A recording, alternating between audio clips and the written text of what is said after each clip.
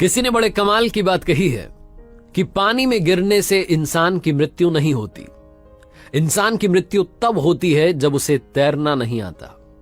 परिस्थितियां कभी भी समस्या नहीं बनती। समस्या तब बनती हैं जब उनसे निपटना नहीं आता। नमस्ते दोस्तों, मेरा नाम है आरजे कार्तिक और आपके लिए एक छोटी सी कहानी।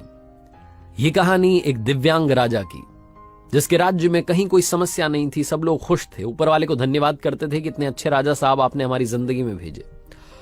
वो राजा दिव्यांग था, उसकी एक आंख नहीं थी, एक पैर नहीं था, लेकिन राजा को इस बात का कोई मलाल नहीं था।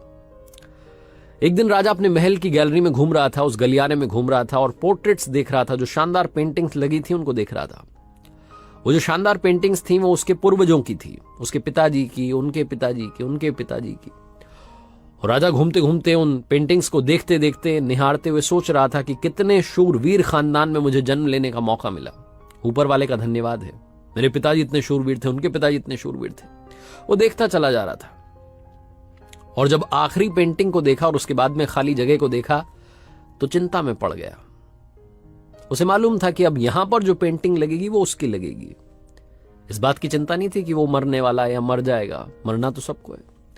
चिंता इस बात की थी कि वहां जो पेंटिंग लगेगी वो कैसी लगेगी। राजा सोचने लगा कि मेरी एक आंख नहीं है, एक पैर नहीं है, इस गलियारे में इतनी शानदार पेंटिंग्स लगी हैं, मेरी वाली सबसे खराब लगेगी, सबसे भद्दी लगेगी। उसके अंदर ही अंदर चिंता होने लगी। तो राजा ने सोचा कि मेरे मरने के बाद में ना जाने कैसी पेंटिंग बने। एक काम करता हूं, मैं जिंदा हूं, इसी बीच में एक शानदार सी पेंटिंग बनवाता हूं ताकि कम से कम ये तो सुकून रहे कि मेरी अच्छी पेंटिंग यहां लगेगी। तो उस राज्य में ऐलान करवा दिया गया, पेंटर्स को न्योता दिया गया कि आप आइए और राजा साहब की तस्वीर बनाइए। शानदार तस्वीर बनाएंगे, शानदार इनाम मिलेगा। पेंटर्स आए, उन्हें मालूम था कि शानदार बनेगी तो शानदार इनाम मिलेगा, लेकिन शानदार बनेगी कैसे? राजा की एक आंख नहीं है, एक पैर नहीं है, ऐसे राजा की क्या तस्वीर बनेगी? और पेंटर सोच रहे थे कि इनाम की बात छोड़िए, अगर खराब बन गई, राजा गुस्सा हो गया तो सजा मिलेगी। इसलिए बड़े बड़े चित्रकार भी आगे नहीं आए, हानि भरी। तभी एक लड़का था, उसने बोला कि राजा साहब, मैं आपकी पेंटिंग बनाना चाहता हूं, मुझे 24 घंटे का वक्त दीजिए।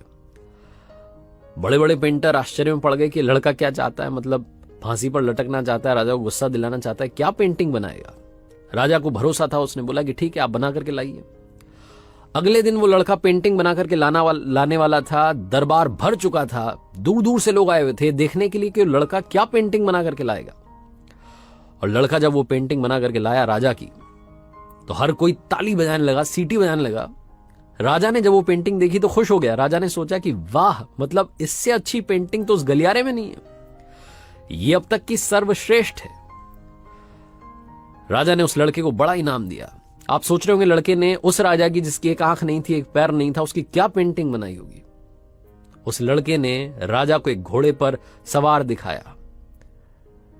एक साइड से वो तस्वीर थी जिसमें एक पैर दिख रहा था, राजा तीरंदाजी कर रहा था, निशाना साध रहा था। और जब निशाना साधते हैं तो एक आंख बंद हो जाती है, एक आंख बंद थी, वही वाली आंख बंद थी जो राजा की नहीं थी। तो इस तरीके से लड़के ने एक आंख बंद कर दी, एक ही पैर दिखाया, राजा को घुड़सवार दिखाया, निशानेबाज दिखाया, और इतनी कमाल की पेंटिंग बनी कि वो अब तक की सर्वश्रेष्ठ थी। उस लड़के के सामने भी चुनौती थी, संकट था, लेकिन उसने सकारात्मकता का साथ नहीं छोड़ा, पॉजिटिविटी का साथ नहीं छोड़ा। जिंदगी में चाहे जो संकट आ जाए, एक वैक्सीन की डोज हमेशा लगा करके चलिएगा। इसे पॉजिटिविटी की वैक्सीन कहते हैं और इसकी डोज रोजाना लगानी जरूरी है। जिंदगी में चाहे जिस मुकाम पर आप हों, जिस संकट में आप फंस जाएं, जिस भी स्थिति में आप हों, अगर आपने पॉजिटिविटी की वैक्सीन लगा रखी है तो यकीन मानिए आप उस संकट से बाहर निकल आएंगे।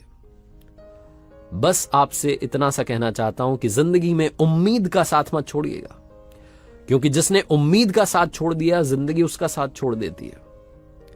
हर पल सकारात्मक रहिए, खुश रहिए, प्रसन्न रहिए, ऊपर वाले के आशीर्वाद के साथ, अपनों के प्यार के साथ और अपनी अच्छी और सच्ची मेहनत के साथ कर दिखाओ कुछ ऐसा कि दुनिया करना चाहे आपके जैसा।